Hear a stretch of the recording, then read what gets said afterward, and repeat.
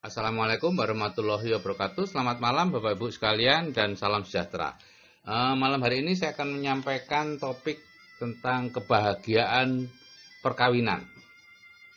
Nah, yang menarik Bapak Ibu, sebagian dari topik ini saya peroleh di usia 50, gitu ya, pengetahuan-pengetahuan ini. Sehingga Bapak Ibu sangat beruntung kalau pada usia yang perkawinan yang masih muda atau usia masih muda sudah mengerti tentang hal-hal seperti ini.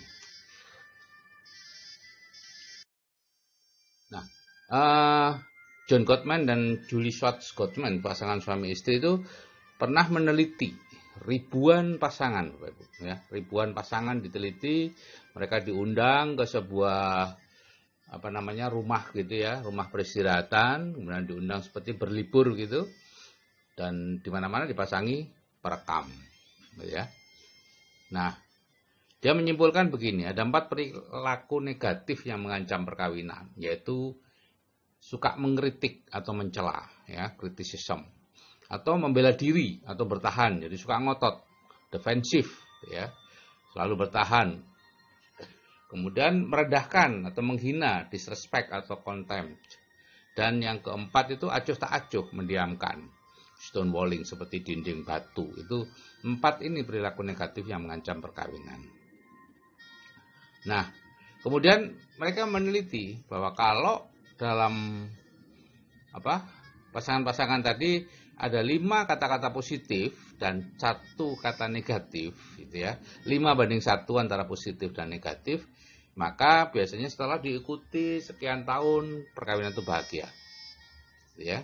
Tapi kalau 4 yang positif, negatifnya 5, maka 90% akan bercerai. Atau kalau tidak bercerai ya ngenes lah gitu ya perkawinannya. Nah, kesimpulan akhir dari sebuah penelitian itu adalah seperti ini Bapak Ibu. Faktor terpenting dalam kebahagiaan sebuah perkawinan adalah ilusi positif tentang pasangan kita. Kalau Anda bisa mempertahankan ilusi positif, ilusi itu artinya hal yang tidak nyata, tapi Anda melihatnya. Jadi misalnya pasangannya sudah gendut, gembor, perutnya besar gitu, tapi dalam batin Bapak Ibu dia masih kekar, masih six pack, padahal sudah one pack perutnya gitu ya, masih muda, sudah ompong, dalam pandangannya masih muda.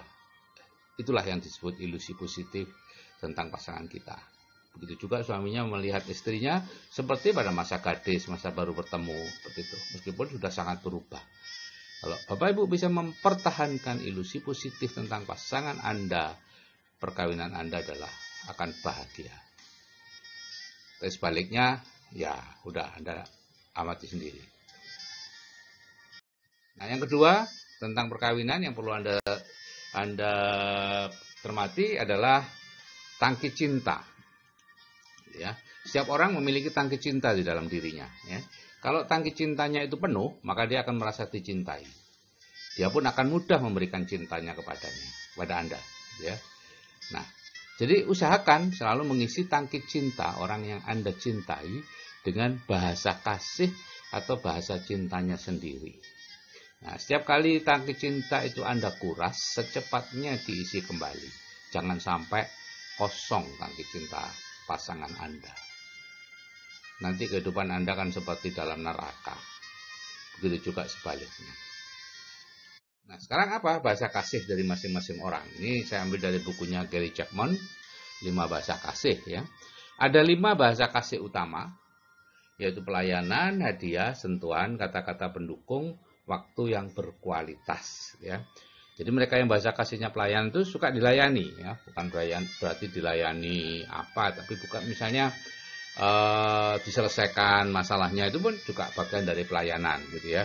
Dia punya tugas, dibantu untuk menyelesaikan ya, atau disediakan makan, sediakan minum dan sebagainya, itu suka dilayani gitu ya. Hadiah itu ya senang oleh-oleh, hadiah kecil aja ya. Mungkin dibawakan bunga ya atau mobil ya, lebih bagus itu ya. Dan sentuhan suka digandeng, dirangkul ya, kata-kata pendukung suka dipuji, waktu yang berkualitas itu ngobrol bareng. Nah, berkomunikasilah dengan orang yang Anda sayangi memakai bahasa kasihnya. bukan bahasa kasih Anda. Jadi Anda harus tahu bahasa kasih pasangan Anda apa. Jika salah bahasa, maka tujuannya mengisi tangki cinta bisa berubah menjadi mengurasnya. Contoh nih, sang suami itu suka, atau bahasa kasihnya sang suami hadiah. Dia suka sekali kalau diberi, dapat oleh-oleh, dan lain-lain tuh ya. Nah, istrinya adalah waktu yang berkualitas. Senang kalau ngobrol bareng, dan lain-lain. Nah, suaminya tidak tahu bahwa bahasa kasih istrinya adalah waktu yang berkualitas. Sehingga setiap kali pulang dari kantor, suami bawa hadiah, tapi telat ya. Pulangnya sering telat dari kantor, pulang bawa hadiah gitu ya. Merasa sudah menghibur hati istrinya, padahal istrinya enggak.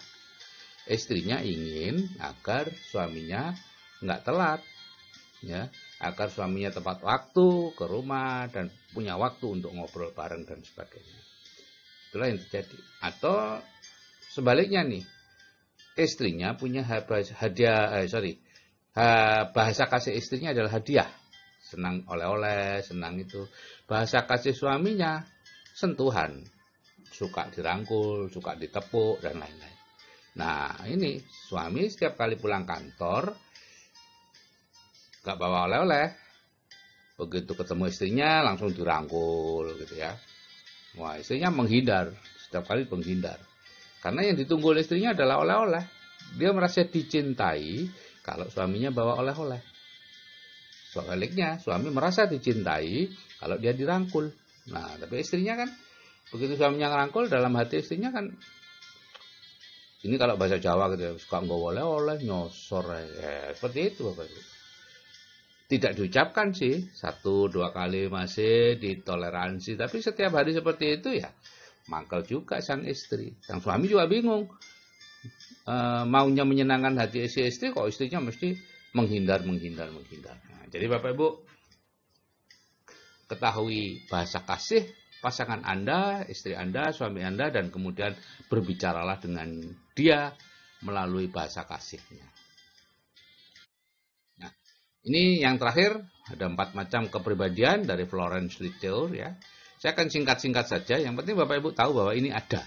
Ya, kemudian Bapak Ibu silakan membacanya sendiri ya, untuk memperdalam. Anda perlu memperdalam ini. Ya, ada 4 kepribadian, yaitu koleris, melankolis, sanguinis, dan flegmatis. Ya. Koleris itu kuat, memimpin, tapi juga kasar, tegaan pada orang, gitu ya. Kalau melankolis itu sempurna, detail, lambat dalam bertindak. Tapi kalau sudah mulai bertindak, dia ingin segalanya sempurna dan selesai. Sanguinis itu terbuka, banyak ide, bicaranya nyaman, enak, gitu ya. Tapi juga pembosan, gampang banget, ya. Gampang meninggalkan apa yang sedang dia kerjakan. Nah, flegmatis itu pendamai, ya, suka damai, tapi dia juga peragu, sulit untuk menentukan tujuan. Nah, itu Bapak Ibu. Ya. Jadi ketahuilah kepribadian Anda apa dan orang di sekitar Anda apa agar tahu cara terbaik untuk berkomunikasi dengan mereka. Ya. Karena Anda kalau koleris kemudian berkomunikasi dengan orang flegmatis, ya orang flegmatisnya merasa tertekan, gitu ya. Anda harus sedikit mengurangi kekolerisan Anda untuk menyesuaikan dengan kepribadian lawan bicara Anda, flegmatis. Oke Bapak Ibu, silakan mempelajari kepribadian-kepribadian ini dan kemudian menerapkan dalam kehidupan sehari-hari, terutama dengan pasangan Anda, dan insya Allah hubungan Anda dengan pasangan Anda semakin lama akan semakin baik, dan semakin baik. Oke Bapak Ibu, kalau saya yang sudah berumur aja bisa berubah, ya Anda juga pasti bisa. Saya akhiri, wassalamualaikum warahmatullahi wabarakatuh, selamat malam dan salam sejahtera.